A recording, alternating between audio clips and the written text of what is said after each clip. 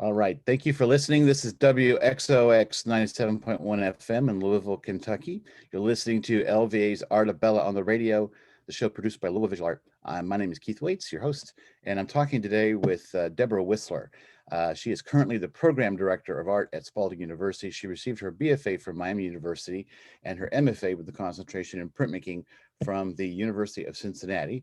And she is currently has a show that just opened just a day or two ago at Mormon Gallery called A Siren's Kiss. It will be on view at Mormon through July 17th of this year, which is 2021, in case you haven't been paying attention. Deb Whistler, thanks so much for being here today. Thank you for having me. So let's start with what's in that gallery. So I haven't had a chance to go there yet. It just opened on Friday the 25th of June. So what are people going to encounter when they come to Mormon to see your show? They're going to see a series of drawings and some large-scale drawings, some large-scale pen and ink drawings, and some smaller drawings, and some paper cuttings so as far as medium goes. But basically a series of work that I've been working on that includes sort of women's empowering women and using icons from art history to empower women. So looking at your work sort of historically, the most recent shows you've had, your artistic statement, and some other things I've seen written about you in places like Under Maine. You talk in on your website, in your statement, you talk about as a child being interested in fairy tales, and particularly the concept of the little girl defeating fear and evil, and how that pivotal moment in Wizard of Oz, of course, that everybody knows about, but the opening of the door from black and white to color, but also how Dorothy was a big problem solver, and artists are problem solvers. But so, am I right in thinking, from what you've said, not having seen the work yet, that a lot of your work has had those kinds of references to fairy tales or mythological creatures? The words fantastical have been used a lot in reference to your previous work. Is this a little bit of a departure, or do you feel like the history references are you're just substituting out sort of fairy tales for historical references? Well, I think I mean I'm using historical references, but all of it is based on mythological stories, and so and some of them I'm retelling stories or making the stories up myself, and so it's not a departure. I think my work's, like I said, it's always about creating these stories that sort of talk about the little girl who defeats the dragon or whatever that challenge is. For instance, when you walk into the gallery, there are two large drawings, and one of them is a drawing that I've used from the girl in the swing, in Rococo painting, and with the wave, the Great Wave, and the other one is the Birth of Venus, and you have Venus, and I put her challenged by the wave as well. And one of the reasons I think The Girl with the Swing was the first, one of the first works in this series. And it's just basically, I was recalling something that I said in art history class, of where someone was talking about the painting and what it was about. But also what struck me was that the lover, who is hidden in the bushes, actually commissioned the painting. And so that sort of sat along this sort of saying, well, whatever happened to this woman? And this would have been very threatening for her because she was married. Her husband was in the background, the lover's under the bushes, and she is swinging, this large swing. And so what I did is I decided to finish that story. And so the wave itself is, in my mind, was a representative of the threat. But as she's coming in through the wave, you could tell that the motion, she's going to miss the crash of the great wave. And then also in the paintings, I've done a lot of this when I've traveled abroad, is I love to dissect paintings, master paintings, and create like what causes the visual movement informally. And then a lot of times, look, what is the secret? And in this specific painting, I found shapes in her skirt that looked like a swan.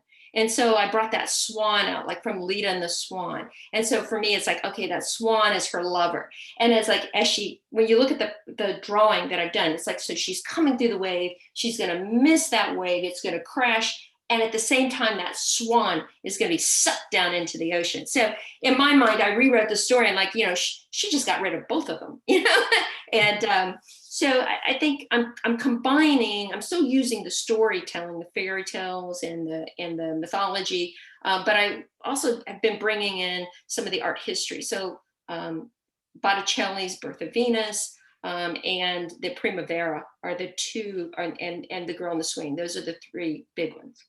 Well, of course, that's a natural combination because so much art history is concerned with mythology, whether it's ancient Greek Roman mythology or other mythologies, or even once they start to turn into Christian imagery and Christian iconography. It's still all about mythology.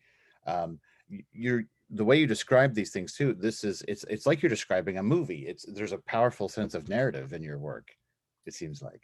Yeah, and there are also poems that go with each of the pieces, and they sort of give little hints at what you would be seeing. Because like I said, I am uncovering some things. And so they are, I always say, they're very bedazzling because there's a lot of patterns, a lot of intricate lines and marks. So they are very bedazzling, but these little poems that I include with each of the pieces give a sense of my sort of twist on the story. Well, and it also, as you're talking about these things, I and going back to the root of the fairy tales, I keep thinking about how, fairy tales were meant to impart lessons, morality lessons, and different kinds of things. And of course, the classic old fairy tales were often quite scary, and we're teaching kids about how to deal with fear. And I think when you look at the way fairy tales as we understand them nowadays have often been very sort of sanitized. They've been laundered quite a bit through popular culture. But so do you feel like are you still learning from fairy tales in the way that you were as a child? Is that still what you're doing as an artist, or have you moved into something different? Really interesting question. I think I've always used fairy tales and history and sort of Christian stories and things like that to try to understand my world around me and my place in the world. I think I've always been a reader as a kid, trying to find the courage, and the confidence, to face whatever challenges that I might have. And so through my work, it's always been about, continuing to pull from these stories and finding similarities. I mean, to find similarities in storytelling through multiple different genres. It's just really comforting to me. This work, and we'll go back. It's like, who am I teaching and what am I doing now? It had to do, this body of work in particular, and the Alice work. I worked with Alice for a long time. It had to do with my grandchildren and my granddaughters in particular. And this body of work sort of came from a phone call I got from my, because as a woman, I've been, fighting, since that I'm strong, women can do things, and men don't have to be threatened by that. And I think this body of work should have a sense of humor, to it as well. But my 5-year-old granddaughter called me and she had a crisis. And I was like, okay, so what kind of crisis can a 5-year-old have? And she told me that her another woman in the extended family had told her this, that she told me, she said, my head has gotten too big for my dinosaur pajamas. And she was so upset. And she said, and so told me that it's fine, girls can't wear dinosaur pajamas. And she was hysterical. And she said, I want to be a boy again. And it just made me so angry. And I told her, I said, you can wear dinosaur pajamas until you're 30 some years old, or how old, and I'll buy them for you. And so that sort of started all of this. Is like, are we really still at the point of we're telling our little girls that they can't do something, so this whole body of work started from that, there's one work called My Eggs, My Basket. And it's got Venus, and she's taken her shell, and it's no longer a shell. She's got it tossed over her shoulder like it's the beginnings of a wing, so that she can fly instead of like being blown by some male god, as she's being born. And that so she has her own power. And so that's basically what this whole new body of work is about: female community, female empowerment. And it's still addressing this issue that some little girls are still faced with. Well, and it also, just listening to that story about her, that is unfortunate, but it also just like I'm always struck by that. Why do you want to deprive somebody of a source of joy in their life based on your own sense of morality or sense of the roles we play, or whatever? Like, it just seems like, this is the word killjoy, like you're I know we all have hard lessons to learn, but I don't get that. I've never understood why somebody would want to do that. Not them, just, I mean, just at a core level, but also, sure, dinosaur pajamas, do they come in adult sizes? I mean, I guess they do. They do. I found some, but it's also this idea too that power doesn't look the same. And so what I've tried to do throughout the series is like, power is your own internal power, and that, so I have one of the three graces, and I've taken one of the graces out, and I studied the eye line, or the gaze, and they're not looking at anything, but they're looking at everything. And it's like their gaze creates this bond between these three graces that is powerful. And that's one of the works. And then another work is taking this idea that I'd done, sort of a compositional study of, where their hands are always touching, and so they create an actual physical circle. But when you look at the shapes inside of the arms and the hands themselves, it's not the physicality of them holding. It's like there's this internal stream of value that connects them. And so thinking about, power, individual power can be very feminine, can be very masculine, can be very both, can be anything. And I think individual people should be able to define what their individual power is. And so I think that's what fueled this work for me, which is very similar to almost every work that I do. I just find different ways and I rewrite different stories to tell very similar morals. Yeah. well, I'm also listening to, it's not unusual for artists, of course, to look at classics, look at the masters, look at the previous art history, for both study and inspiration. But you're doing it in such a very specific and detailed way. The way you're talking about breaking down forms within the work that you think tie in. I mean, it's a really fascinating sort of art history class, this deconstruction of these masters, but how detailed you are, and then using that into your own work, strikes me as more somewhat unusual. That I can't think right away of another example of an artist who's doing it to that extent. Well, one of the things, like for instance, Birth of Venus, Mhm. it's like when I took her out, taking her out of Botticelli's painting, and I mean, I'm like drawing her very accurately, and I mean, I'm using a magnifying glass, and the best reproductions I can find, and but I'm taking the color out, and I'm replacing it with line and mark and value, but I'm also stylizing things. So I find shapes. I'm like, oh my gosh, her whole belly is a cherry, right? And it's like, and so it's like, of course it is, So these male, well, I want to say male artists, but these artists are are hiding these things in order to seduce us into the work that we're not necessarily aware of. And so what I'm doing is I'm stripping that down and just like really owning it. And so the poem I have with the Venus one is the cherry is, I found shapes that formed a cherry in her belly. Her pinky finger holds the stem between her breasts, and the inside of her wrist cradles the ripe fruit. This cherry is not for the taking. And so the way I've sort of positioned it is that she's very sexual and sensual, but she has an ownership, of what is her. And so those are the kind of things that I've found in these works. Instead of dismissing them, actually trying to reclaim them. Well, right, because the Botticelli is a very famous piece, but it's probably often seen in a very superficial way. It's dismissed as being ornate and perhaps, and I mean to summarize, but it's not often taken as seriously as how you're breaking it down.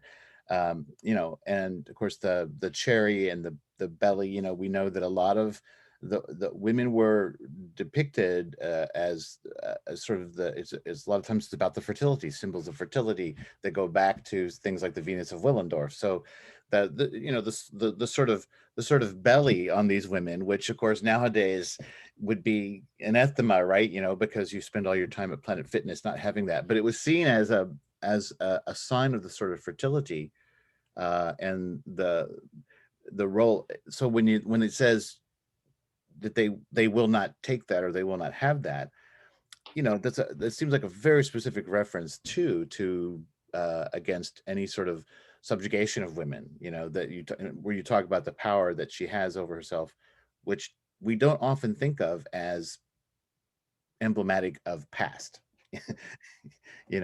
That you think about progress of women now and sort of the women's rights and feminism and all these things that have happened in our lifetimes, that I always think of them as a new thing. But this starts to suggest that there were times in the very far past that women's power was respected. Yes. Yeah, I try to go back and try to find those things. I'm also like, I connect it with the show also has a whole room of bees and cicadas as well. And so people are like, whoa, where did the bees and cicadas come from? And it's like, for me, it's like, as I was working through these works, the works that are connected to the masterworks, I began to try to look at other female sort of relationships that are built on community. And that came from my fascination with these three graces. It's like, it wasn't the individual one, but it was the three of them together in that work that had the power, had that connectedness that I found fascinating. And so I started doing a series of, I did one work, and it's entitled The Virgin Queen. And it is, again, Venus is in this work all the time. I mean, other than the girl in the swing and the three graces, Venus is repeated throughout the whole show. But so she is turned into like a cornucopia. Her arms are repeated, so she becomes insect-like. And then these bees sort of surrounding her. And that goes back to a student of mine. I was teaching senior capstone. And so, we were doing it virtually, and we'd have our computers. And so I would go into their studio, and then occasionally they would want to see what I'm working on. And so this one student, I took her into my studio because she was talking about the power of women and sort of what is that essence, or can women be powerful and still be sensual? And we had this, whole conversation, and I learned so much from my students. And so I took her in to show her my work, and she said,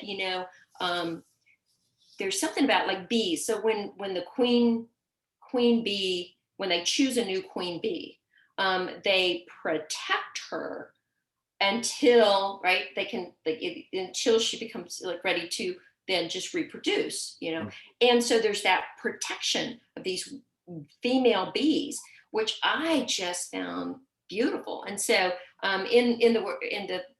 there's one whole room that Susan has where are my bees and my cicadas. And we have the virgin queen surrounded by her bees, and she is a cornucopia herself. And then there are bees in and around her in different acts of collecting pollen and being sort of focused on their specific job. So I was thinking a lot about how we can learn from nature as well, in finding these communities in which we become more powerful. Well, I think a lot of times humans see themselves as separate from nature, or they have power over nature. We have power over nature, which we do, but it's just really just the power to destroy. Which is not much of a power. But that's an interesting thing to emphasize our connection, our place in nature, by seeing similar dynamics between humans and bees and cicadas. And this is the time of the cicada. Well, yeah, the cicadas were One perfect. cicada. I just was cracking up. I mean, this whole work is about like anticipation and sensuality and I mean, and so I just kept this parallel between the cicadas coming and just the frenzy. Like people were just like cicada crazy, but it also was paralleling at the same time that we were getting ready to come. Like, you're vaccinated, you can go into the world, and this like anticipation of this wild, which is like outrageous in a way. It's like cicadas come out, once every 17 years, and they have their job and they do their job, and nature, we need them in nature. But I just found that paralleling at specific time. So I just started drawing cicadas. I hadn't thought about that we were coming out at the same time. We were. So maybe when people are upset with the cicadas, maybe they're upset because they were sort of upstaging our own reemergence. I have no idea. But yeah, so the cicadas. Well, there are people that absolutely hate cicadas, and I know a lot of people got very upset when people were posting pictures of them on social media and all the cicadas and the carcasses and the different things, and then other people are just absolutely in love with them. And I think it's because it is a unique thing. As I remembered 17 years ago, and maybe I'll live to have another cicada experience. I don't know. It's also the mystery. It's the mystery of them, and they're, it's like, they're the frenzy. Like, how do they know? And somebody, they come out and they do their thing, and then it's like at a certain time of night, boom, they just go quiet. And their connection to nature, and they're everybody has their job, and it just seemed like everything just sort of moves very, very fluidly, and but it's also the mystery. Like, we don't know a lot about them, and I think that's what's for me exciting. And too, it's like, I think whenever you're the reason for fairy tales and storytelling is because you're trying to make sense out of things that you don't know anything about, and that mystery. Like, how do we make sense out of this? How do we teach somebody something that you need to know? That it's like, why do I need to do this? Well, speaking of teaching, I'd like to talk a little bit about. So you are now the is it the program director? Was that the title I said? Yeah. At Spalding. Program director of art at Spalding University. And we were, as we were chatting before we started doing the formal interview, so while you were preparing this show, you were also going through the last, well, I mean, it's probably not the last, but what would be the equivalent to like a semester's end 6-week session with your students, which must have been a big challenge. Well, yeah, I mean, it's like, no, I mean, I was teaching all year and working on the show. This show is the last 2 years. The drawings and the paper cuttings that are shown in the Siren's Kiss is from the last 2 years. And so this past year, because and the scale of the works are fairly large. Well, 2 of them are very large, 6 feet by 4 feet, and the others are 28 by 40 something. I mean, very pretty nice sized drawings. But I would work on them, multiple of them at the same time, and so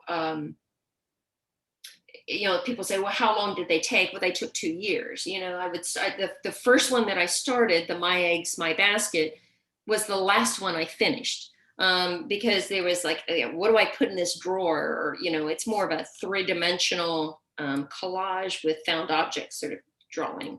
And so, but it was the very last one that I finished. So they were all going on at the same time, along with the teaching as well.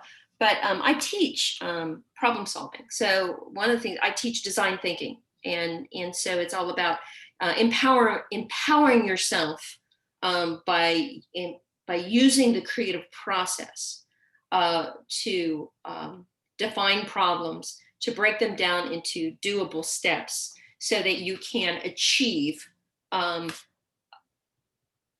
steps towards a larger purpose, a larger goal. And so it's fun. I find it funny that I do teach what my work is about, and this idea of self-empowerment, and how can you do that. And then, but I also taught senior capstone.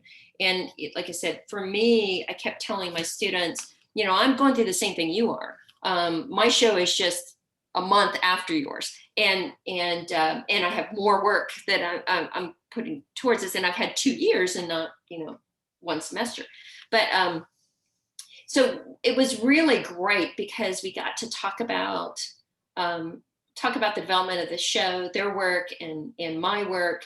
And since I was right in the middle of this work in writing artist statements and trying to figure out how poetry was going to work with the works themselves, which I had never done before. And I think this was probably one of the most successful senior classes I've ever taught in the last 30 years I've been teaching, because I think we were more of a community working together. So it was a challenge, yes, but I think on the other hand,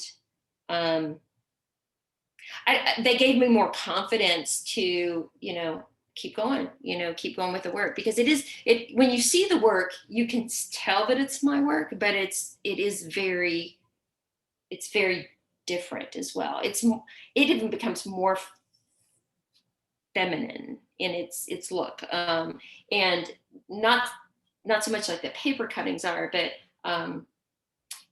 and I always dance around that, they're like dancing around the power. Power and fragility are always the things I'm trying to balance. Well, and were you teaching virtually all this year?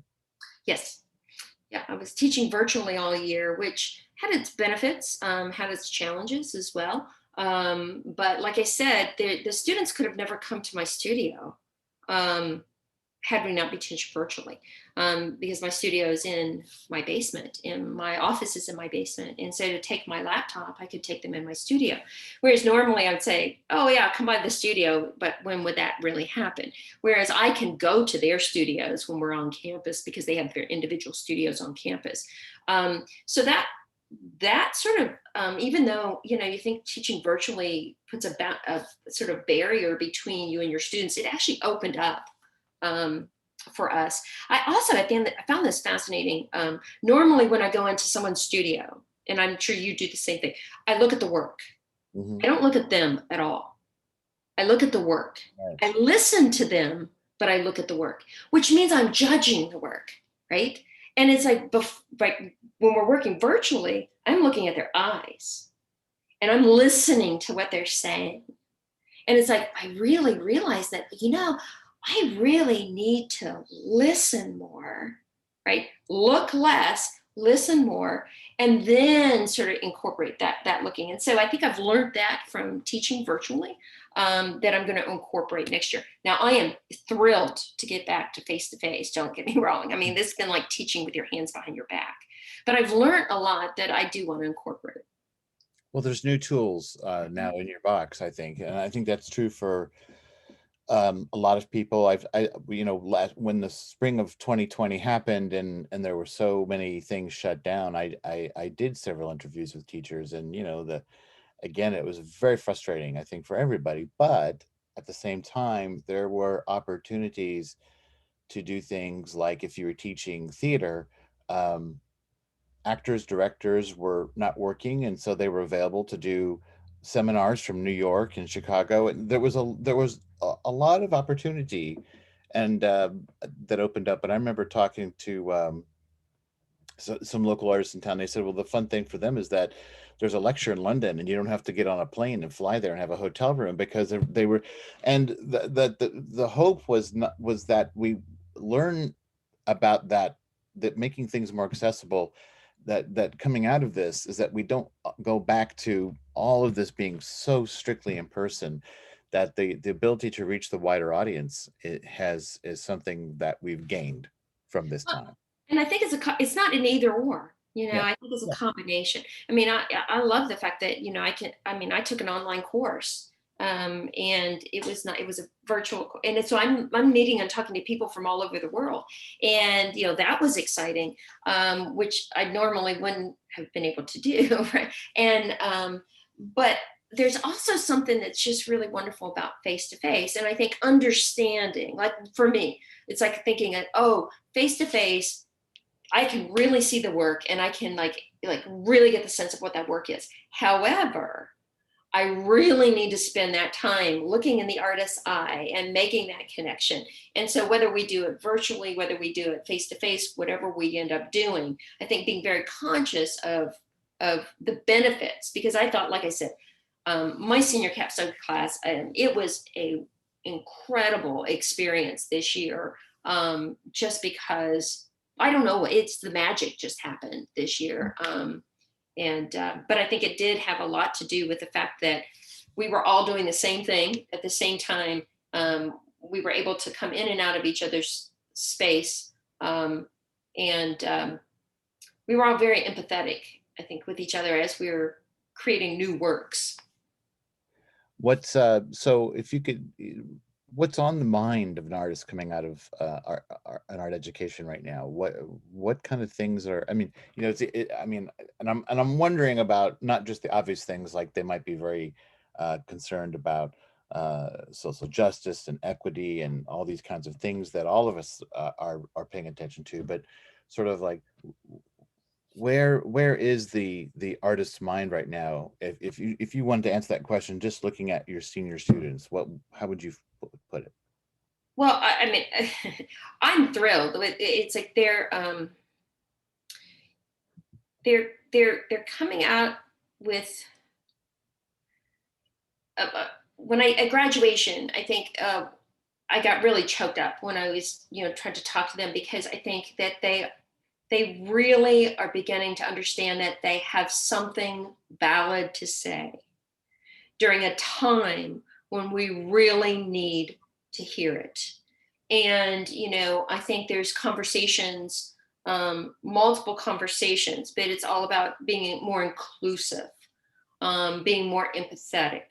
I think the students are not seeing necessarily a narrowed, like my only goal is to create work and to exhibit work. I think they're seeing that is an option.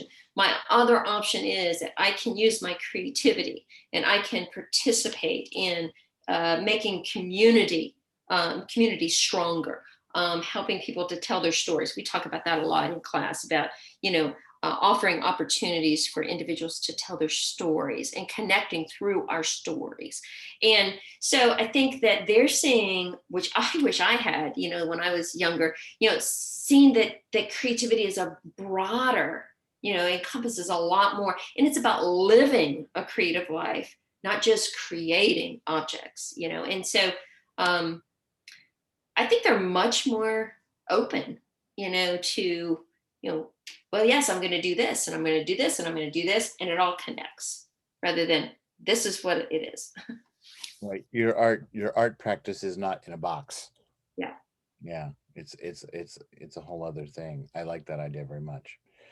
I think it's true. And I think I see a lot of adult artists who, are more of our generation, who have come to that conclusion after a lifetime of working as an artist and doing all of those things and gathering experience and to find that their practice has developed into a way of life, from the moment they wake up in the morning until they lay down at night. Yeah, and I think that also gives you more.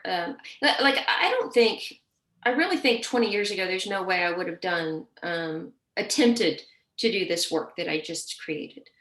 for a lot of reasons. And it's like when I had an exhibition I did, I've always done like interpretations of compositions in masterworks.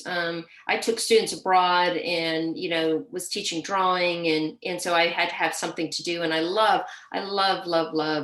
sort of studying composition.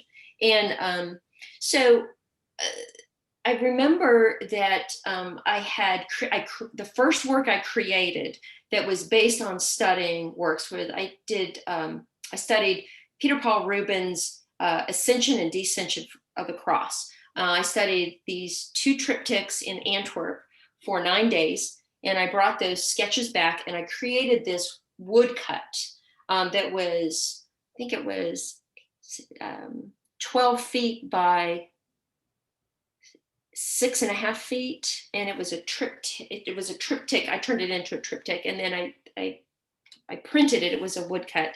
I printed it and I turned it into screen. So it was the carving with the screen itself.